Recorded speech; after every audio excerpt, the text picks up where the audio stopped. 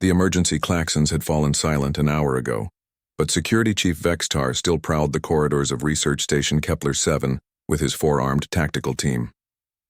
His chitinous exoskeleton clicked against the metal flooring as he moved, mandibles twitching with frustration. Something was wrong, very wrong, and he couldn't put his claw on what. "Report!" he barked into his comm unit, his voice a gravelly rasp that made junior officers scatter. "Perimeter secure, sir. All sections cleared." "No signs of the missing specimens," came the response from Lieutenant Zixara. Vextar's compound eyes narrowed. 3 Altarian moon cubs had vanished from the xenobiology lab during the night shift. These weren't ordinary pets, they were apex predators from the death world Alaria Prime, capable of growing to the size of shuttlecraft. Even as cubs, they possessed razor-sharp claws, acidic saliva, and a hunting instinct that had evolved over millions of years. The fact that they had somehow escaped their quantum-sealed containment unit was impossible. The fact that they had vanished without triggering a single sensor was terrifying. "Sir?" Zixara's voice crackled through the comm again. "We've completed the sweep of the residential quarters, nothing. It's like they've just disappeared." Vextar's mandibles clicked in annoyance. In his 30 years of security work across 17 different species installations, he'd never encountered anything like this. The cubs weren't just dangerous, they were valuable beyond measure. The Galactic Council had specifically assigned them to this research station to study their unique neural patterns that might hold the key to faster-than-light communication. "What about the human sectors?" Vextar asked, though he already knew the answer. "We haven't searched there yet, sir." Of course they hadn't. Even after 2 years of joint operations with the human research team, most of the galactic species still found them deeply unsettling. Humans were predators. That much was obvious from their forward-facing eyes and omnivorous dentition. But they were predators who smiled, who laughed, who treated the most dangerous creatures in the galaxy like pets. Vextar had watched human researchers hand-feed creatures that could bite through titanium alloy. He'd seen them coo over parasitic organisms that had terrorized entire star systems. The humans called it cute aggression, whatever that meant. To the rest of the galaxy, it was simply madness. "Resume the search," Vextar ordered. "Include the human research wing." As his team spread out through the station's corridors, Vextar found himself moving toward the human section almost against his will. The hallways here were different, warmer somehow. The humans had somehow convinced the station administrators to let them modify the lighting to match their homeworld's yellow star, and they'd filled the spaces with what they called plants.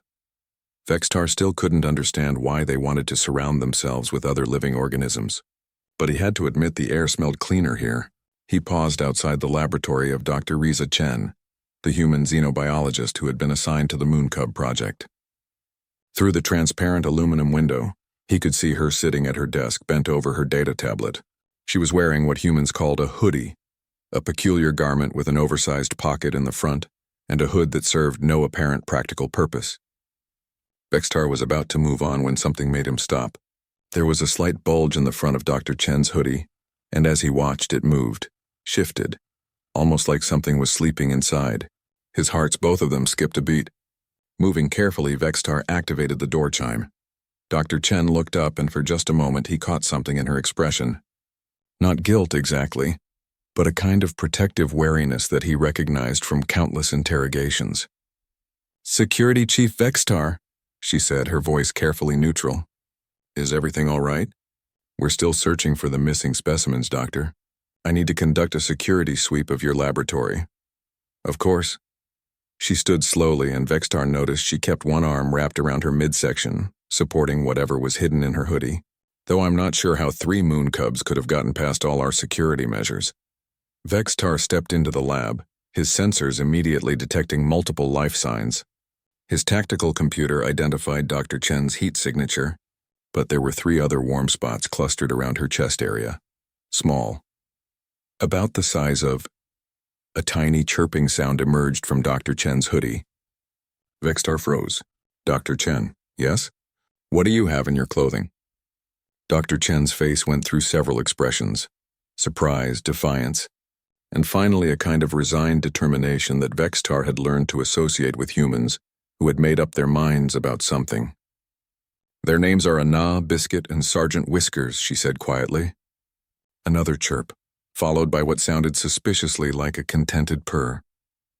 "Doctor," Vextar said carefully, "those are extremely dangerous predators." "They're babies," Dr. Chen replied, as if this explained everything. They were scared and alone in that containment unit. The quantum field was giving them nightmares. I could see it in their neural patterns. They needed comfort. As if summoned by her words, a small triangular head poked out of the hoodie's front pocket. The moon cub looked directly at Vextar with eyes like liquid starlight, let out a tiny mew and promptly fell back asleep. Vextar stared. In all his years of security work, he had never encountered anything quite like this.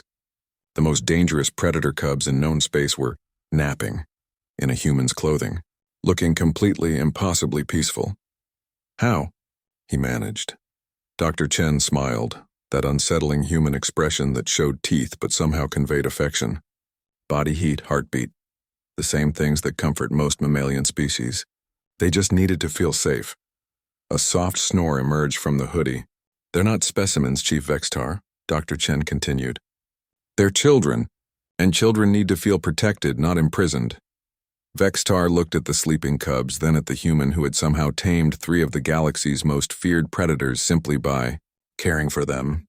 He thought about his security protocols, his duty to the station, the regulations that strictly forbade unauthorized contact with dangerous specimens.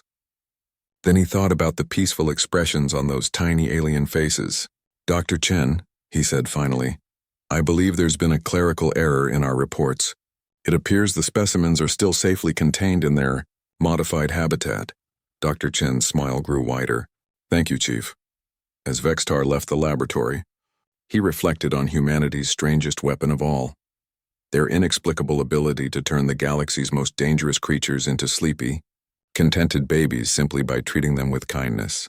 Perhaps that was the most terrifying thing about humans. Not their predatory nature, but their capacity to make predators feel loved.